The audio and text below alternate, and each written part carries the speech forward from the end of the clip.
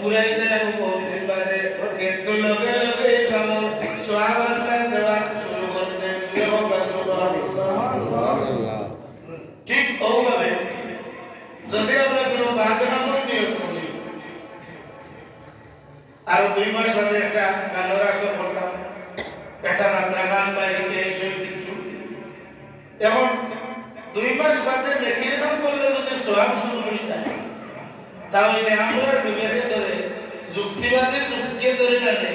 2 মাস বাদর বাঘামর সওয়াব বাঘামর সওয়াব যখন শুরু হয়ে যায়, তা 2 মাস বাদে বাঘামর করতাম নিয়ত করছি, এটা তো গুনাহ শুরু হয়ে যেত না। এই স্থান আমরা আল্লাহ করছেন, আল্লাহর হাবিবের উম্মতের কারণে মনটা খুলিয়া বার হোক সুবহানাল্লাহ। আল্লাহর হাবিব ফরমান কোন উম্মতে যদি কোন বাদ খাবার নিয়ত করে,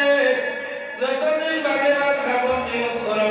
আল্লাহ রাব্বুল আলামিন ব্যাখ্যা করেন আমার বান্দা হয়তো নিয়ত হলটাই নিব,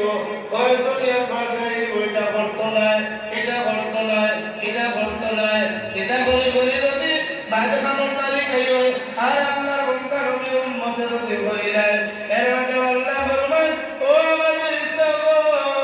ফজর বাদে আমার বান্দায় গুনাহ করছে, জোহর পর্যন্ত অপেক্ষা করো, জোহরের বাদে গুনাহ করছে, আসর পর্যন্ত অপেক্ষা করো, হয়তো আসরের নামাজ হইয়া কইব আল্লাহ আমি ভুল করে দিছি, আমি বুঝছি না, আমি তোমার বান্দা, তুমি আমার আল্লাহ, আমি বান্দা তুমি মাবুদ, আমি গোলাম তুমি আমার আল্লাহ, আমি ভুল করে দিছি, বুঝছি না, আসরের নামাজ গেলে কি মাগরিব পর্যন্ত অপেক্ষা করো, মাগরিবের নামাজ গেলে কি এশা পর্যন্ত অপেক্ষা করো। এইভাবে যখন 5টা ওয়াক্তের নামাজ পরবর্তীতে যায় কি, এরপরে আল্লাহ রাব্বুল আলামিন অর্ডার দেন ও আমার ফেরেশতা বলে এবার গুনাহ লেখো, ওখানে আউযুবিল্লাহ।